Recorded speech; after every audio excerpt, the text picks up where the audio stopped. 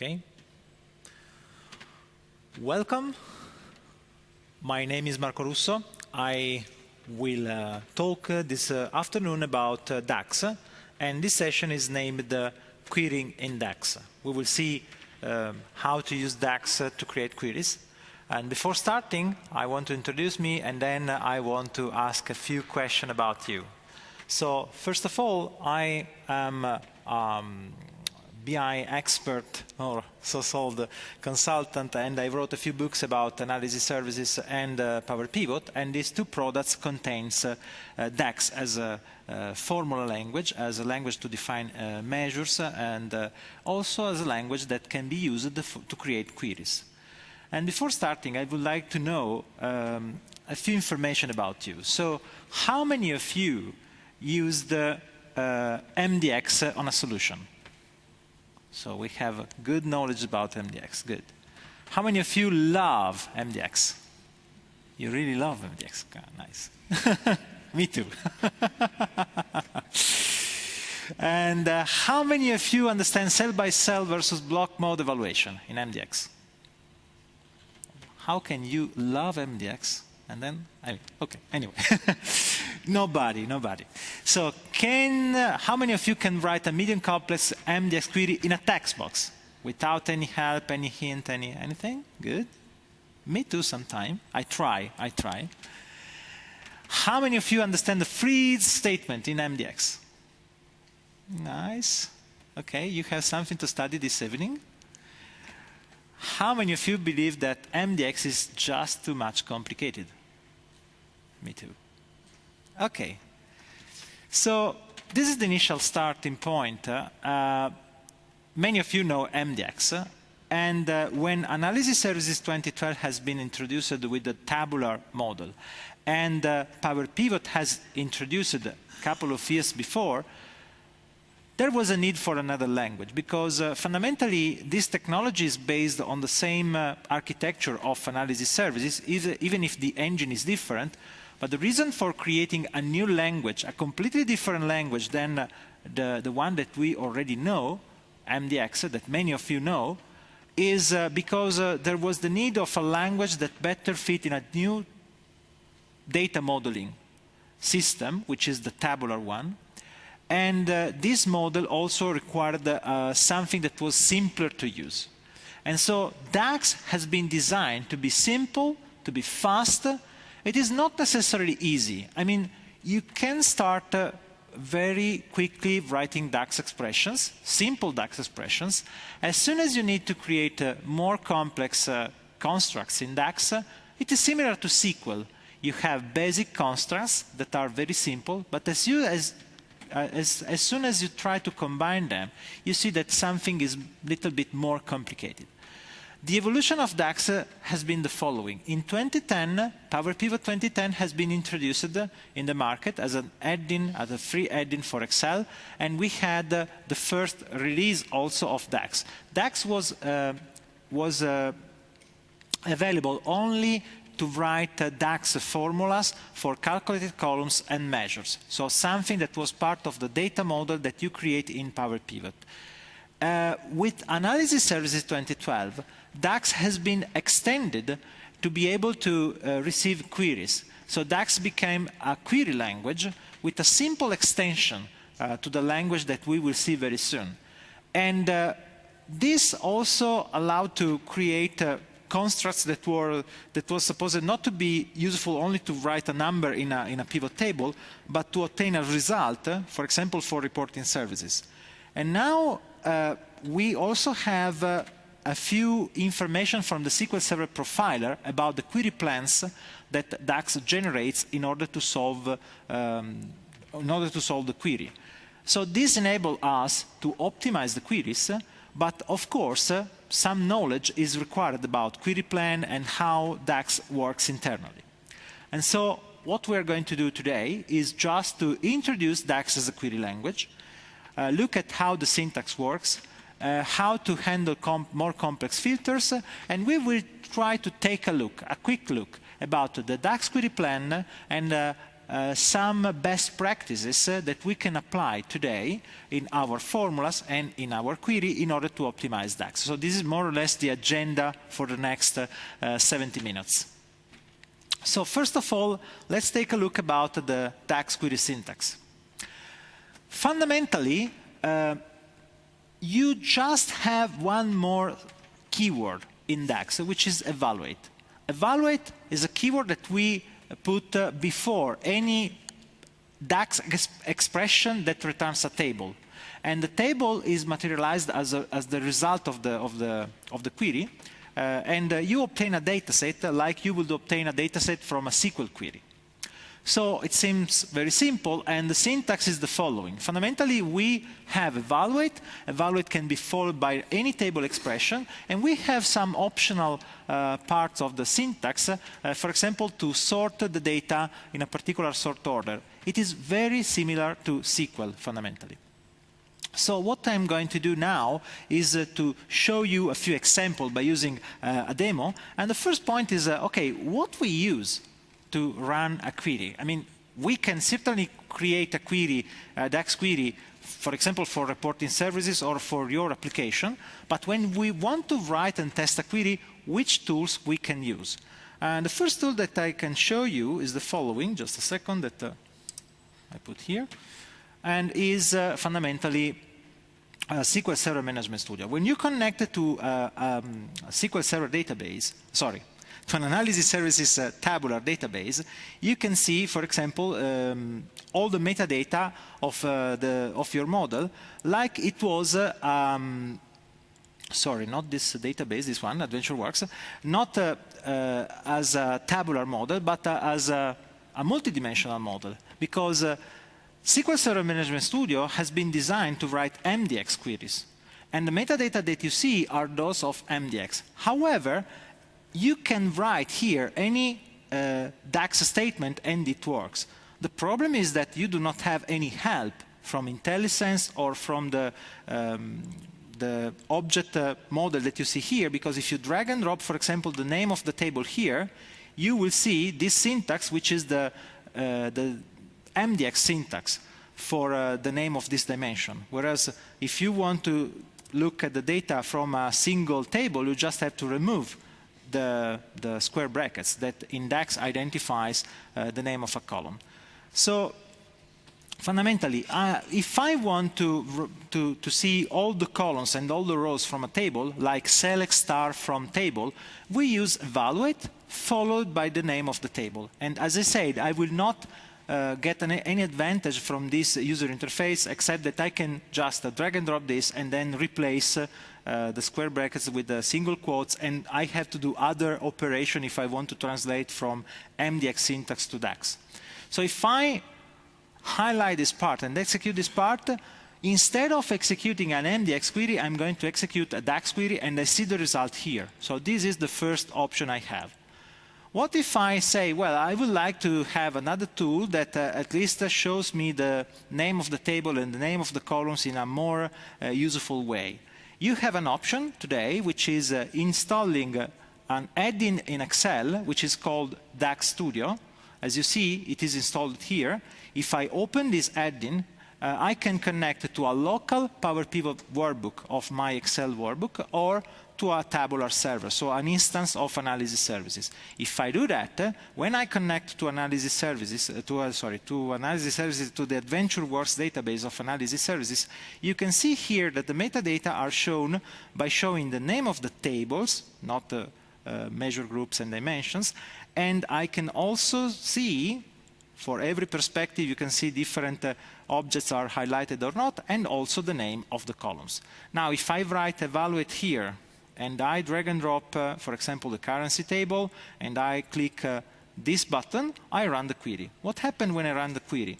I can choose where to put my result in an Excel table, because I started in Excel, in a grid, like in this case, or I can just run and validate my query, which means that the query is executed on the server, and here I can see the time spent on the server without moving the result down to the client, because in this way I just measure the time required to solve the query without considering the time to transfer the data to the client, which could be useful when you want to optimize a query.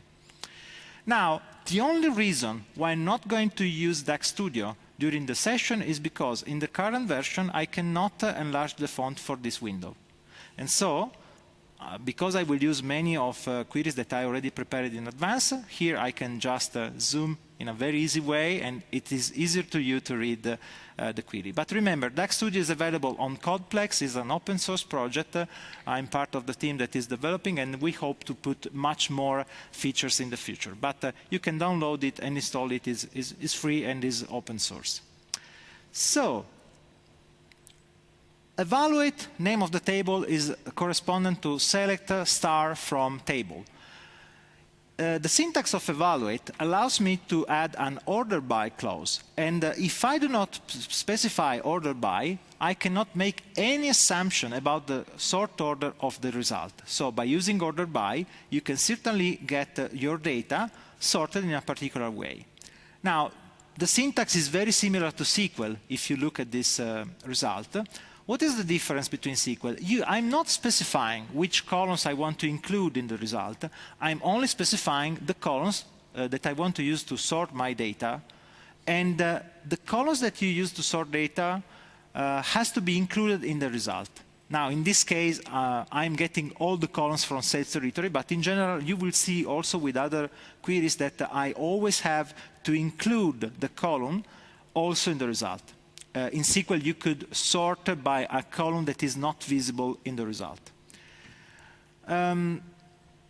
We can also use a start at condition, which is not very useful if you use, for example, reporting services, but it could be useful if you write a web application in which you display the first 20, 25 rows of a query, then your user click next on the web page, and you have a new request for the same web page. So at that point, you could run the same query starting at the values that you had in the last row that you obtained. And so, for example, if I specify start at, I sort the data by group, so if I specify here North America, I will see the result by starting from North America. So I'm excluding the first rows in the alphabetical order for this column. So this is seems a way to filter data, but in reality it is not, because the idea is that the query runs completely. We just jump at a particular point on the server. On the client are transferred only the rows that the client requests. So if you fetch only 20 rows, you will transfer only 20 rows on the wire, and you get the result. Now, what if you want to filter data? What if you want to apply the equivalent of a where condition to your query? We can go back to the slide 1 second and take a look at the syntax. So we have seen that we can use the order by, we can use a start at statement. We can use, for example, filter.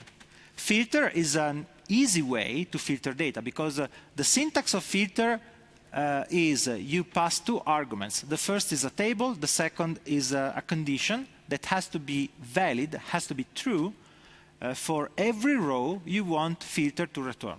So in this case, we see that we have two nested filters.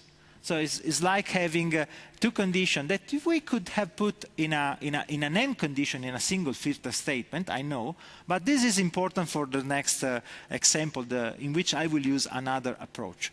In this example, I'm using filter, the outer filter runs an iteration over the first argument. The first argument is a table expression, and this is another filter. So this inner filter is executed first. For any row in internet sales, the condition ship date greater than due date is evaluated, and only the rows that satisfy this condition are returned by the innermost filter.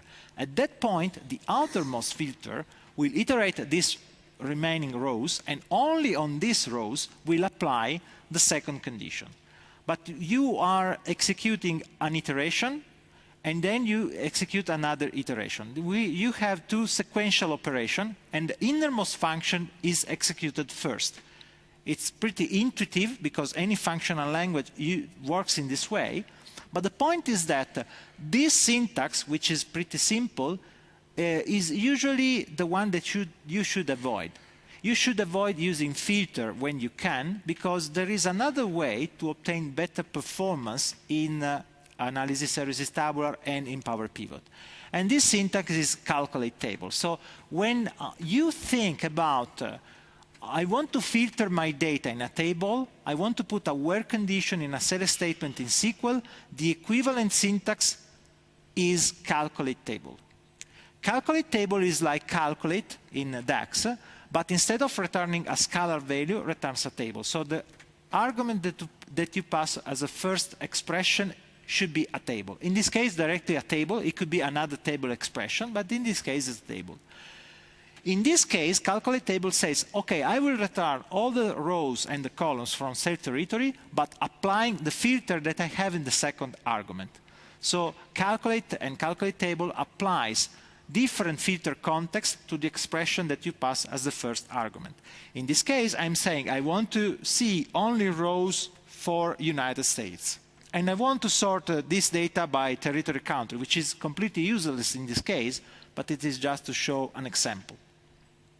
So if you execute this function, of course, you see the same result. You will see in the result only the rows for United States. But what is interesting? Think about what happened when you have two nested calculate tables. In this case, we had to think about the order of evaluation, which is not intuitive. In this case, we have a calculate table that applies a filter over sales territory country equal to United States, but there is another filter in the innermost calculate table, which is all sales territory country. So it seems that we have two conditions, one against each other. Who wins? The point is that the evaluation order is the following. Calculate and calculate table applies the filters before evaluating the first argument. So the second, third, and following arguments, which are the filter of any calculate function, are executed first. And then the first argument is evaluated in a different and modified filter context. The reason is, so if you consider the syntax, what is evaluated first? The outermost function is evaluated, and in this function, the first element to be evaluated is the filter, sales territory country equal to United States. At this point, calculate table applies a filter to a table which is not executed. It simply changes the filter context. You can imagine the filter context as a set of bitmap indexes on your data model. So it is not filtering data, it is not iterating data, it is just putting a filter somewhere. Then the first argument is evaluated. And the first argument is another calculate table, which performs another modification to the filter context before evaluating an expression. And the second evaluation is all sales territory country. And this condition removes the previous filter for United States. When the sales territory is evaluated at this point, what happened? All the rows from sales territory country are returned. If I asked you the result of this calculate table and you do not have any experience about DAX, you would have said probably, oh, the result will be just United States. Because the intuitive way you read this expression is evaluating the innermost function first and then the outermost, and the order is from the first argument and then the other. This is true for filter, is not true for calculate and calculate table. So remember, this is the only thing that could be difficult to understand. And for this reason, I spent so many, 5 minutes just on this slide. Because this is a very important concept and is a pitfall that at the beginning is always a trouble for many people learning DAX. So we see that calculate table is the best way to filter data because it applies the filter over the data model, and only when evaluate is executed, iterating only once, the table, the expression table, the filters are applied all together in a quicker way because of the calculation engine that I will show soon. But what if I want to change the columns of my result? Because we have seen how I can sort my rows, how I can filter my rows. What if I want to change the columns? Well, I can add columns to the result of my query by using add columns. So if I want to add another column to my internet sales table, I want to return a result that contains all the columns from the result, from the table internet sales, plus an additional column that is called margin and contains the difference between two other columns or measures. It depends. In this case, this is the syntax. So you can use add columns. You specify the first argument is always a table expression. It could be not the name of a table. It could be a calculate table. It could be any other expression in DAX that returns a table. And after this parameter, you can specify two arguments for each column you want to add. So the first of this twin of arguments is the name of the column, and the second is the expression, which corresponds to a calculated column expression, which is temporarily defined in this table just to be returned in the result. So the expression that you write there corresponds to an expression that is executed in a row context, because the calculated column is executed in a row context, so it's executed row by row for each row of the first argument, and the same happened here. So just to show an example, here I have, let me remove this for a moment. We may run this query, evaluate add columns, and we can add another column. As you see, I had to wait a few seconds in this case, and the reason is simple. I just ran a query that returned 60,000 rows, and the problem of the speed of this query is not about the time of execution, but is about the time required to move this data to the client displaying the data in this table. This grid is not particularly fast, but as you see here, I have my margin column here that in this case contains the difference between the sales amount and the total product cost. Of course, I could change this to margin percentage, or I could add another column like in this way, and in this case I add the division by, something like that. So if I do that, I'm going to add two columns in this case. Missing comma here, and run again. So as you see, we still use the nested formulas, nested functions, because this is a functional language after all. It is just evaluated. It is a keyword before a table expression. Okay. As you see, my percentage here is a number, is a decimal number. And you will always see that the result of a DAX query contains data that is not formatted according to the format that you specify in the data model. And this is because, and this is true also for other measures and other columns. So your client, your application, should be aware of the right format to use, and it is in charge of the client to apply the correct format to the result. If you are used to MDX, in MDX you can obtain both the original number and the formatted expression that you define on the server. This information is not available in a DAX query. The client should ask to the server the metadata to use for formatting the column if it wants to apply the format defined on the data model. So DAX, from this point of view, is not rich as MDX in terms of information that provides from the data model defined on the server. What if we want to group data? We have a syntax that is called summarize. Summarize gets a table, gets one or more columns that will be used to group data by, And then you can add column with with a similar syntax to the one that we have seen for add columns, for the columns that you want to add to the result, and that contains data aggregated for the group of rows that have been grouped by the one or more columns that you specified. In this case, what I'm doing, select order date from internet sales, group by order date. In reality, in the select, I have order date, comma, sum of sales amount. And the column sum of sales amount will be displayed as sales amount. So in SQL, I will have wrote a SQL query with a group by here to obtain the same result. And we can see here in our example that you can write this in this way. I'm going to show you a few variations about this very quickly. In this case, I have for each value of order date in the internet sales table, I have a value for sales amount. So in this case, I'm doing fundamentally a group by statement like I said before. It is interesting that you may use here, for example, date. And in this case, what I'm doing, I'm getting not the column order date, but I'm getting the column date from the table date. Let me check if it is correct. Yes. And apparently the result is the same.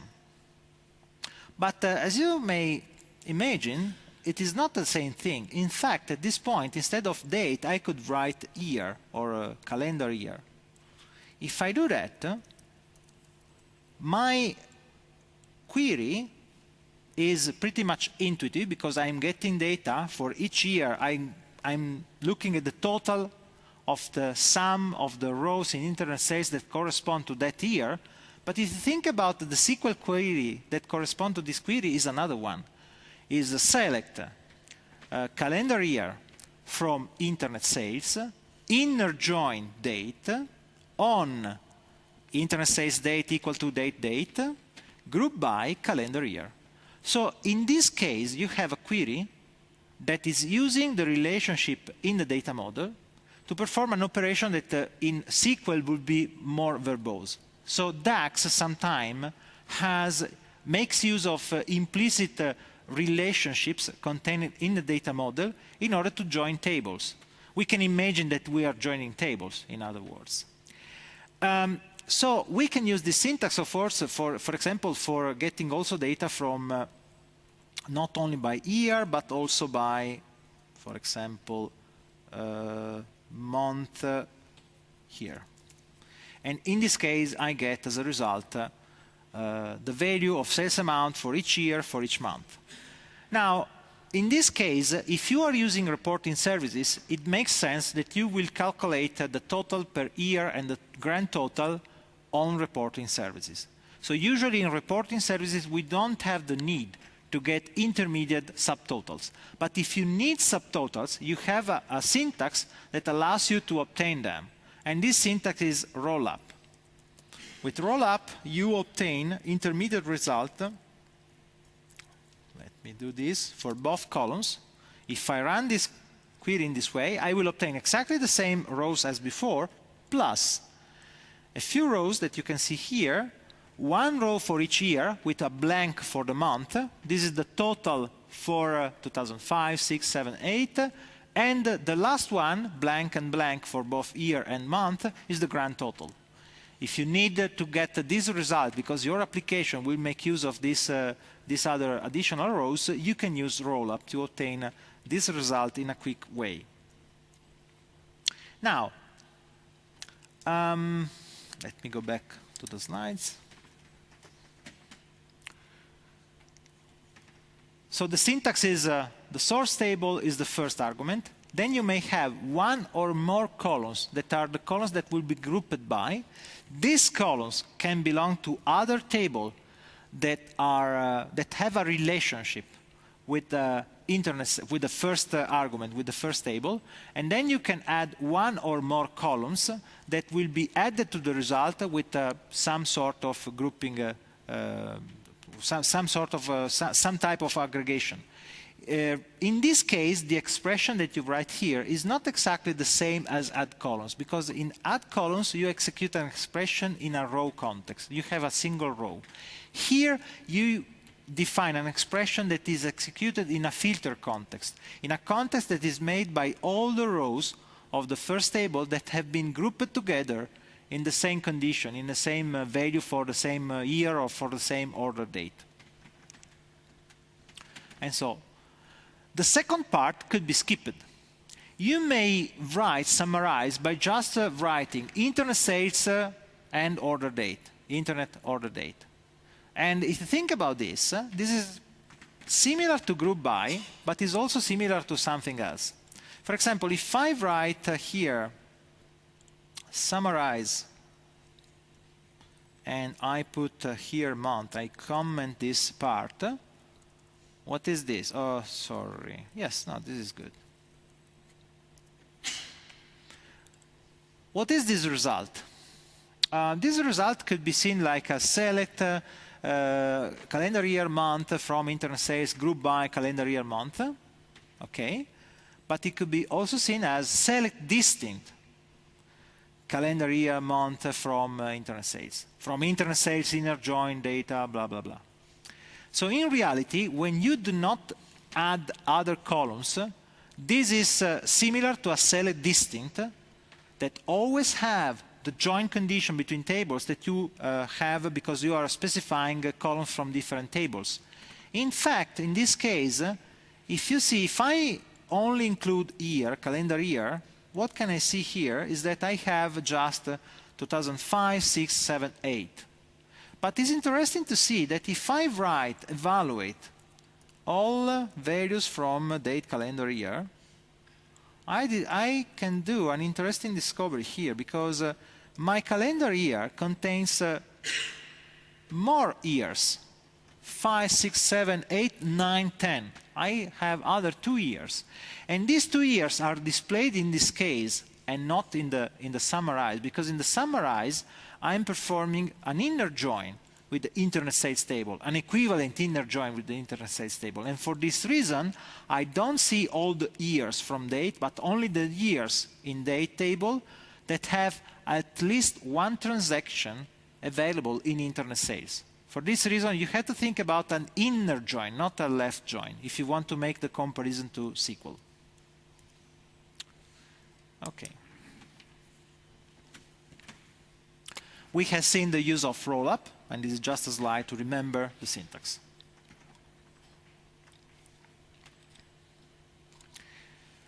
Now, imagine that you want to see all the possible combination between two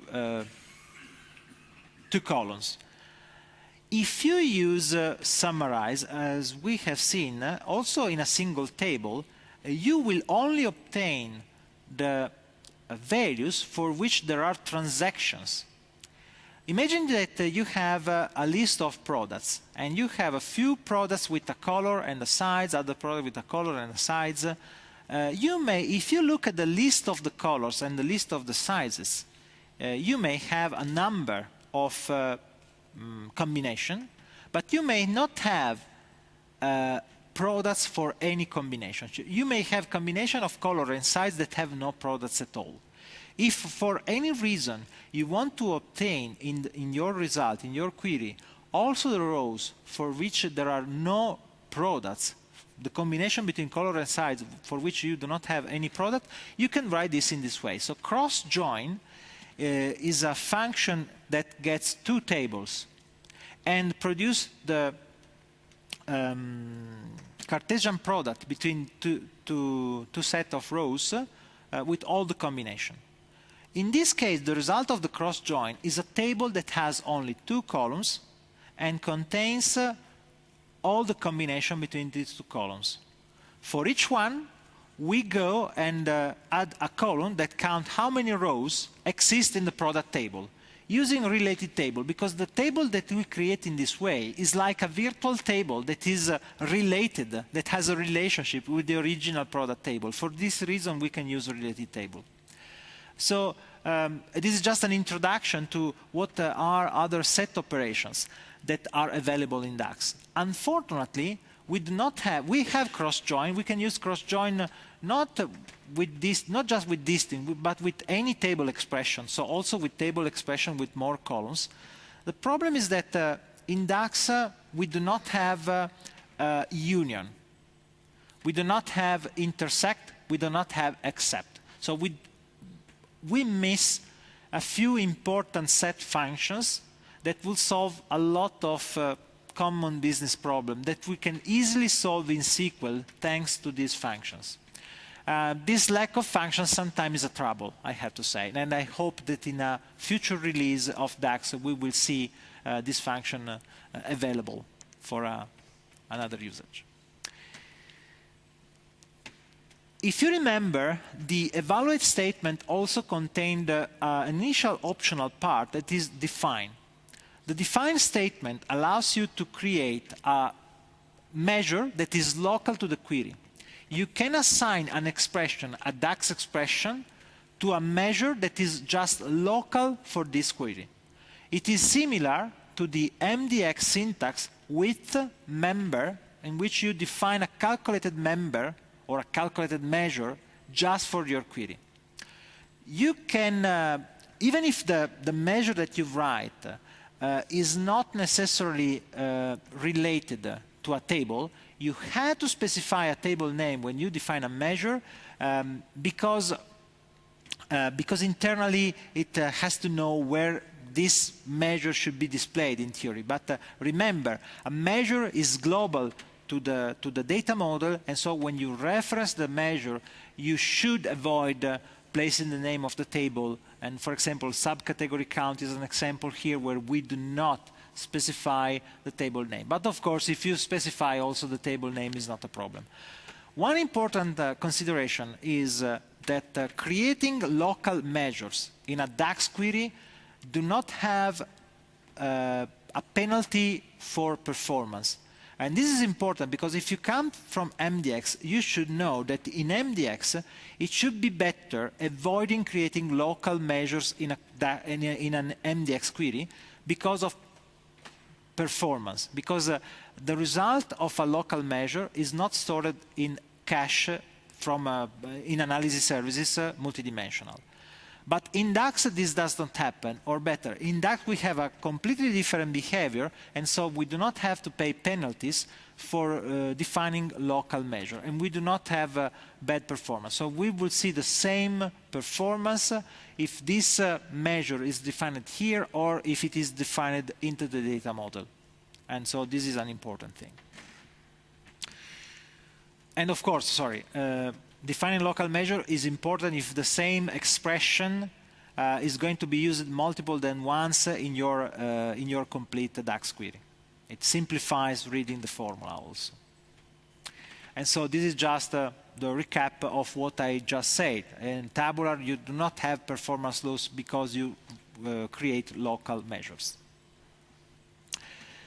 You can start creating more complex queries. This is just an example that I don't want to spend too much time describing. In this example, we fundamentally have for each category of the product category table, we want to execute another subquery. So generate iterates the first argument, and for each row of the first argument executes a table. Execute a table expression in the second argument. In this case, the filter is executed for each category. In this way, the result of this query that I can show you quickly here is that we will see the top 3 products for each category. But the subquery that we want to execute in the filter returns a different set for every product category. So because we see 3 categories here, for each of these categories, the filter has been executed in a different context and has returned a different set of rows. This is a way that is similar to the cross-apply that you have in SQL fundamentally. So the idea is that you can start combining DAX expression, creating more complex calculations. And of course, there are a few other functions in DAX that you can use to manipulate table, but we have already seen the most important ones up to this point. So what we have seen up to now, DAX is a query language, can be used as a query language. It's very simple. A query is nothing else than calling a function that returns a table, and you can use any DAX function in your query. You can use all the knowledge you may have of DAX, and you can also learn other things in DAX, and you can apply this knowledge into any DAX query. So assuming that now you can write a DAX query, we can see some trick about optimizing DAX. And so the idea is that why introducing DAX, we start talking about optimization, because usually when you start writing in SQL, nobody the first day told you that you had to optimize SQL. In DAX is very important because DAX is used in a tabular model usually. Now it can be used also for multidimensional, so there maybe we should have other consideration. But when you use DAX for querying a tabular model or a power pivot, the data model that you create do not have indexes, do not have much. You cannot do much in order to optimize a query, in order to optimize your data model. You can just try to compress to get a better compression rate. You can remove data that are useless. But fundamentally, when you start to query the data model, the only thing that you can do in order to improve the performance of your data model is writing a better DAX query. You do not have, once you see a query that is low, it's hard that you can obtain an advantage by creating an index or an aggregation, because you do not have neither indexes nor aggregations in tabular. So how can we try to optimize DAX? First of all, we have to understand what DAX does when you run a query. And so we can try to read the query plan. And the query plan is something that the analysis services provides you, even if not in a very good format. So when a DAX or an MDX query arrives to analysis services, it is evaluated and transformed into a query plan. And this query plan, especially when you work in memory, because when you work in direct query, the DAX query is converted into a SQL query. We are not interested in this case here. Let's consider only the in-memory mode. This query is transformed into a query plan, and the query plan generates one or more requests to the storage engine, which is the real engine, the real low-level engine. In reality, we have two engines, and this is similar to what you have in MDX and in analysis services multidimensional. We have the formula engine and we have the storage engine. The formula engine is still single-threaded by now, and it could be the bottleneck of your DAX queries, whereas the storage engine is the quick part of our engine. The internal name, the official name, the official marketing name of this engine is X Velocity In-Memory Analytics Engine, but we call it Vertipack, also because the name of the events that we will intercept in the SQL profiler is Vertipack. So Vertipack is the internal code name of this engine, of this technology, and we will still see this name a lot of times. So when we want to optimize a query, we should try to move the workload from the formula engine to the storage engine. Sometime a calculation is performed into the formula engine. If we are able to change the DAX query in order to move the calculation down to the storage engine, performance will be better. So we can imagine that the expressivity you have in DAX is very complex, very rich, but as I say, the formula engine that can handle this complexity of your queries, in reality has a limit, is a single-threaded, but is designed to be able to consider complex form of queries. At the same time, Vertipack is an engine that is very quick, very fast. It can scale on a lot of cores, but at the same time is very simple. The type of queries that you can do at that level are very, very, very simple. So if you want to make a comparison, the formula engine is like this guy, very rich, nice, well-dressed, and so on, whereas the Vertipack engine is something that do a simple thing very quick. Only one thing, but very quick. If someone of you saw Rain Man, understand the comparison. So this is the idea. So going on a more technical level, there is a DAX expression tree that is built when the query is parsed from by analysis services, and there is first a logical query plan. The logical query plan is analyzed, and statistics are get from the data model, and the logical query plan generates a physical query plan, and the physical query plan produces the actual execution of the query, making requests, performing requests to the storage engine. How can we see this query plan? Fundamentally, we can use the SQL Server Profiler, and we can intercept a few events. And I'm going to show how to do that with SQL Server Profiler. Fundamentally, we have the ability to create a new trace, and connecting to analysis services, we can start from okay, I have my DAX query plan already ready to use, but I fundamentally start from a blank selection of events, and here I'm going to say that I want to include the DAX query plan, I want to include the Vertipack storage engine, SE means storage engine, query begin, cache match, query end, and maybe I can also include query begin, I will say here query C1, query begin, and query end. So these are the events that I would like to include. Anyway, I already included this in the slides and also in the session that is already active here. So I just run my session, and now I'm able to intercept these events. Now, when you run a query, for example, let's start with a very simple query, this one. You can see here the query plan has been intercepted and executed.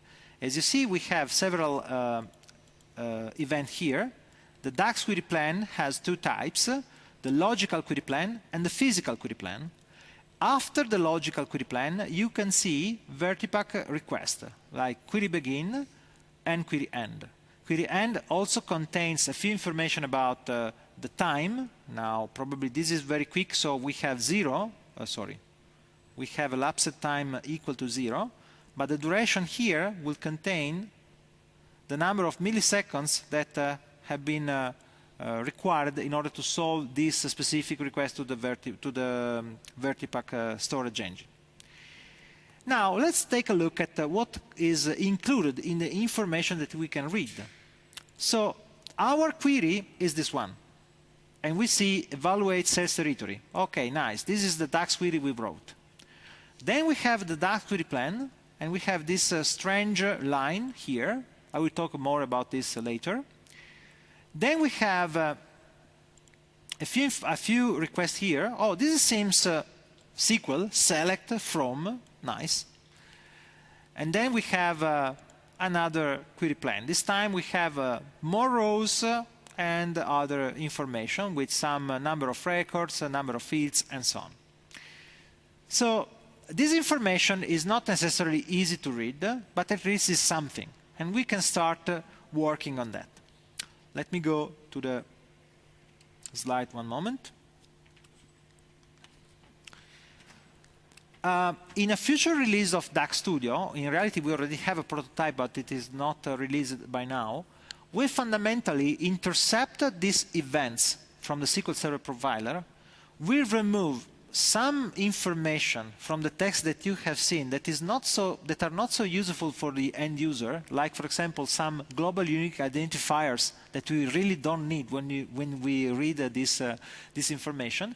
And even if this is still not so easy to read, it is much simpler than the raw data that you see in the profiler. Another evolution that we would like to do is transforming this query plan into a graph of nodes. But of course, this will require time. It is something that we hope that Microsoft will do. But in the meantime, DAX Studio is an open source project. So if someone of you want to spend some time helping us, we are happy to get any help.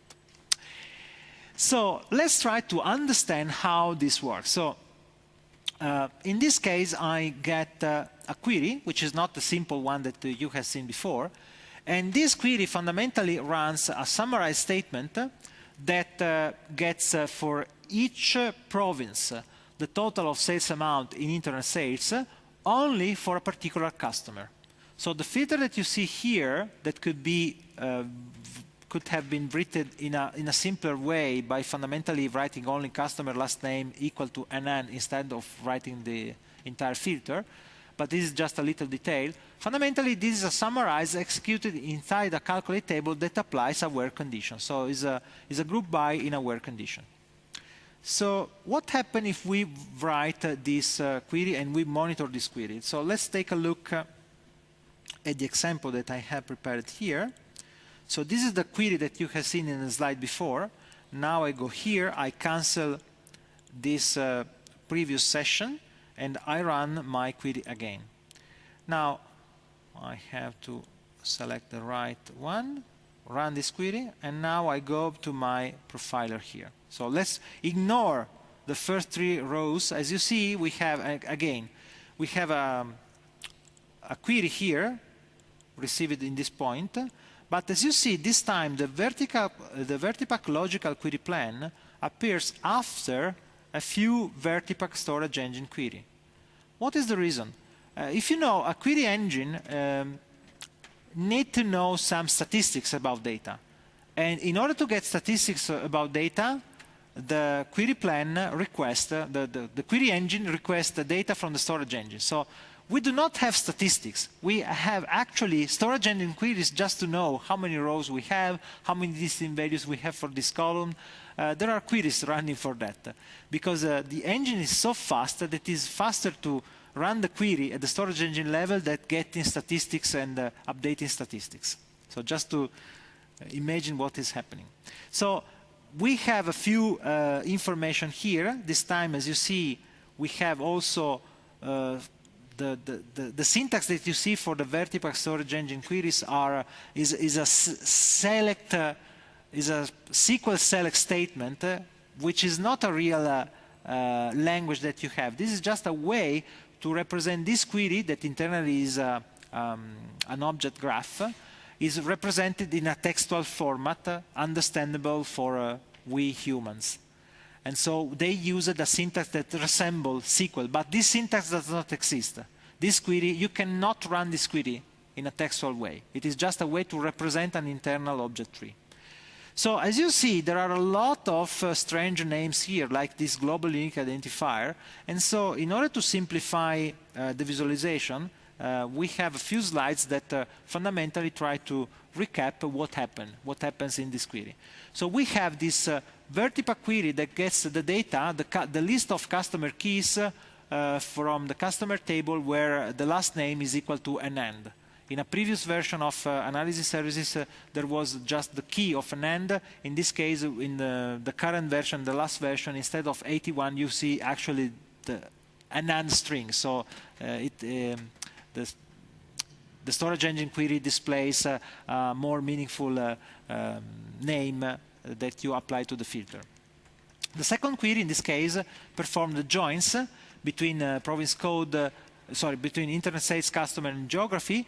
And now you may be scared about this. Customer key in, and you see a list of numbers. If you think about SQL, syntax like that in SQL would be absolutely slow. In reality, this is an internal representation. This is the textual representation of an internal bitmap index that is executed very quickly. This list has been produced by the previous formula, by the previous query, and so we have many customers with the same last name, and this is the list of these customers. But in reality, the transfer of this information in the engine is very quick. You do not have to think that there is an in statement like that. So the logical query plan is something like that. We have these Vertipack names indicates us that this operation will be executed into the storage engine. So they will be quick operation. Whereas the other operation before could be executed in the formula engine, could be slower. If you compare the query plan to the original, the logical query plan to the original DAX query, you can see that there is some similarity, there is some correspondence. We have group by, we have sum, we have scan, and so this part is summarize. Then we have add columns, because summarize fundamentally do an add column to add the sales column, and this is another operation. And we also have the filter that applies the filter over last name equal to an AND. After the logical query plan has been executed, the other vertipack storage engine query runs. So the first two queries that we have seen were just statistics, were just something in order to prepare the logical query plan. And now the actual query plan is executed, and this time you can see more joins, more where condition, and so on, because in this case we have the list of provis that have to be displayed. And sometimes you can see some query that seems very similar to the previous one. But if you look at the events, you will see that many of these queries that are repeated are also answered by the internal storage engine cache. So they are very quick. They do not scan the entire table every time. This is the point. So with a simple query plan, with a simple query, we had 4 vertipack queries, 2 before the execution and 2 during the execution. Usually, this is an example of a very good query plan. It is usually very quick. And just the last join is performed by the formula engine, spooling the result, which are the list of province code and the values that we want to display are joined by the formula engine using a materialization of an intermediate result. Now, talking about what is the right way to analyze each point of the query plan is a long discussion, very long. And to tell the truth, today we still don't have the knowledge about all the operations performed by the query plan, but we can start reading it. So instead of trying today to provide you an information that we still don't have so clear, I'm trying to transfer you some information about a few useful patterns that you can apply to DAX queries, even if you do not look at the query plan, in order to optimize the performance of the queries. And the first one is a very important one, even if it is very counterintuitive. If you have summarize, when you see summarize, you can think that you can write the same query in another way by writing add columns that contain summarize and then add products, and then add the other column. You may think that because it is a single function, the summarized version is fastest. And we thought the same a couple of years ago. But in reality, today, if you write a summarize without adding any column and performing all the new columns operation into an add columns that contains an embedded summarize, usually performance are better. So it is better to write the more verbose expression that at first sight could be slower. I expected in the future this difference will no longer exist, because fundamentally the query optimizer should be able to generate the same query plan for these two expressions. However, this is what we need to do.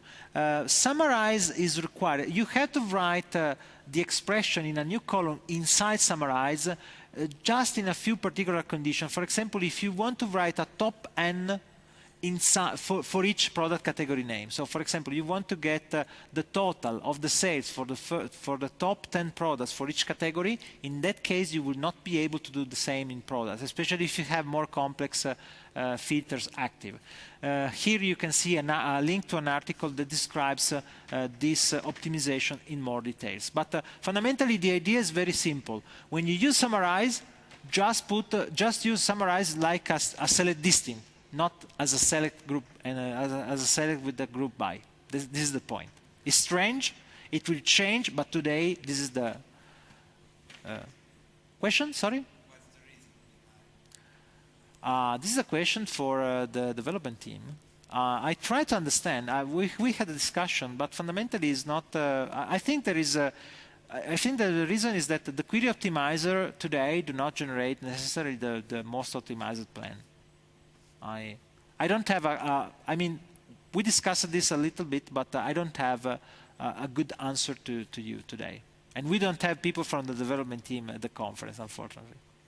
Mainly it fails, let's say, to optimize, to make the appropriate optimization. Storage engine, whatever. I tried to repeat the question, but I don't. Can you repeat me the sense of the question? In previous slides, you have shown steps how a query is evaluated. Yes. You explained that there are different levels of engines. Okay. Okay. Yes. Yes. Yes. I Yes. was wondering if those things, those two things, Okay. we have the summarize only and the other with netcodes and summarize. Yes. So in which phase it, during the evaluation and Okay. the query plan gets to have the diversion. Okay. I try to recap. The question is about fundamentally at which level the query plan should be optimized, or why this doesn't work at the right level, something like that. Yeah, let's say if you examine the query plan for the first and for the second, then you start to see the difference. Yeah. Yes. Yes. Oh, okay. Okay. If fundamentally, it is not just a query, it is a consideration. If we compare the two query plans, we can see the differences, and this is absolutely true. In fact, this is what we do when we see differences in performance between different queries, with different DAX queries that returns the same result. Oftentimes we see differences, and for example, in these days we are working on a case that is really strange, because we found a way of optimizing a complex calculation for time-related calculation, which is much faster with a syntax that apparently is much slower. If you want to take a look at the blog from Chris Webb, he showed a way to solve a classical problem, a time-related problem, which has a solution that is much faster. But if you look at the query plan, and also the query plan seems slower, but the execution times are much better, and we don't know. So it is an area where we do not have so much experience. It is still a new language, a new query engine, no documentation by now. So we are trying to explain what is happening. So talking about patterns that we can follow, another example is this one, currency conversion. If you have two nested SumX, you have a SumX for each row of dim currency, you apply another SumX for each row in dim date, you apply this calculate statement. The idea is that for each date and for each currency, we have a different exchange rate. Now, the problem is that if you write two nested SumX statements, the problem of this approach is that only one part of the calculation goes down to the storage engine, only the internal SumX. But the outer SumX is running in the formula engine. So fundamentally, we have the formula engine that makes a call to the storage engine for each currency. But if we move this into this syntax, which apparently seems strange, we fundamentally cross-join currency and date. We iterate only once all the combination between currency and date. Then the internal calculate is executed in a single operation in the storage engine. So this is just to illustrate that sometimes you have to avoid, the idea is that you have to avoid nested loops. Again, in theory, this could be optimized by the query engine. But today, the best approach is trying to perform a single, even if large, a single list of cases that you want to evaluate, and then performing the calculation in a single loop. This is much easier for the query engine to be optimized in a single request to the storage engine. And you reduce the round trip between the formula engine and the storage engine doing that. Okay. Other consideration are, this consideration could be shown by looking at the query plan, but I can grant you that without a visualization in a graphical way, it is very hard to spend time explaining that. So if you want to look at the differences at home, okay, but it's a long process. So I'm trying just to provide you some of the results of the study that we did until now on these query plans. Another thing that could be important, try to avoid performing a calculation that could be avoided. For example, if you have a filter, in this case, the filter is applied after the add columns has been executed. But add columns generates for each row of the internal cross join a value for each measure. So sales, year to date and quarter to date. Now, sales is usually quick, but year to date and quarter to date are two measures that extend the range of dates and requires more time to be executed. So if you know that for a particular month you do not have any sale, it is useless that you run year to date and quarter to date. So the idea is that if you can anticipate the filter, it is better. Usually, if you're using to SQL, SQL is much more advanced as a query optimizer and usually do this automatically. In DAX, oftentimes you have to rewrite this in this way, moving the condition of the filter before the two measures that are expensive. So in this case, the filter is applied after the two measures have been evaluated. But we can rewrite this by applying the filter just after the cross join. Even if we evaluate sales 2 times in this case, because you see sales is evaluated into the filter and then is evaluated into the formula. Even in this condition, it is faster than the query that you have seen before. So again, sometimes it is better if you anticipate. In this case, you may think, Marco, you say that we should not use filter. And this is true. But in this case, I'm using a measure. I'm filtering by the result of a measure, not of a column. So when you filter by the result of a measure, you cannot use calculate, you have to use filter. And so in this case, we need to use filter, so we try to do this as soon as possible. And the difference is 7 times faster if you have a large data set of data. So the general rules are, you should try to use the simplest formula. You should try to prefer add columns to summarize when you want to add columns to your result. You should avoid complex calculation in measure, and if you have this calculation, do this calculation for the lowest number of rows, just at the end of your evaluation. Don't compute something too early, just because then it will be discharged. You imagine you have a much more primitive SQL query engine that requires more help to find the shortest path to perform a good computation. So the most important thing is trying, when you write the query, trying to push down the query, much of the work, down to the VertiPack engine. This is hard to do, I know, but because the query plan does not explain you in a clear way, here you have a problem. You have to do you have to be confident with that, and today we still don't have much documentation. We are going to publish in the next, I hope in the next few days, if not a couple of weeks. Alberto is writing a short white paper about how to read the query plan with some more detail about the single nodes and the single operations that are performed. But again, I think that we need much more time and experience in order to complete all the possible cases and scenarios. Let me check, okay. And fundamentally, remember that a good optimization of the data model is always the best thing that you can do. So if you reduce the memory for your data model, if you reduce the number of distinct values that you have in the columns of your data model, it is always better, because in this way you will not waste your time iterating on longer columns. This is the best thing to do, is always a best practices, and improves any DAX query that you run after that. So, DAX is a simple language. Fundamentally, you have very simple constructs to use.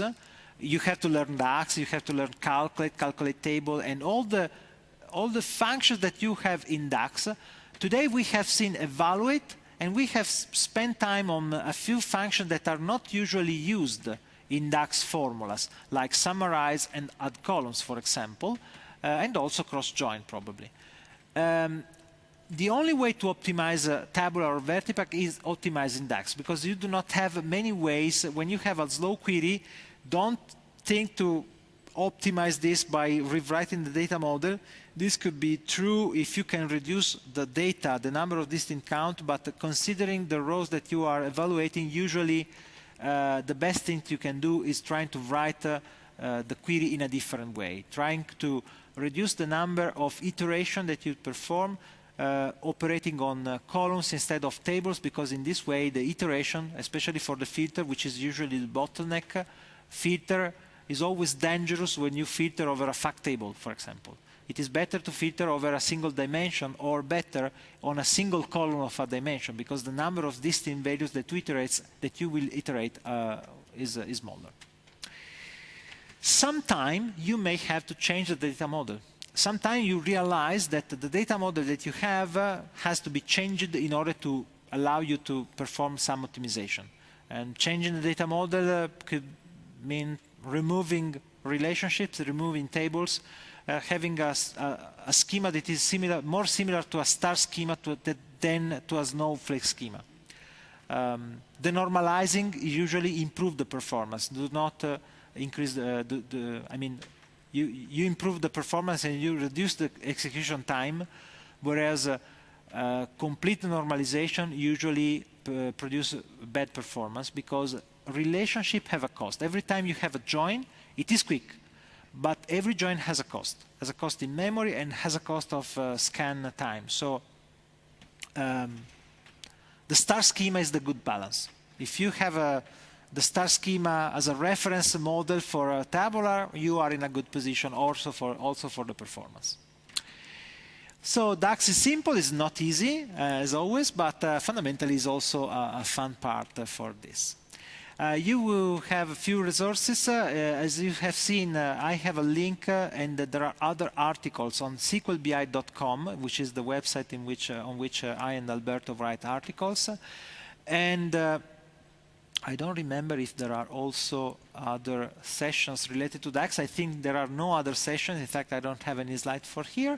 Remember to evaluate this session. This is the QR code. If you want to evaluate just now, you can do that.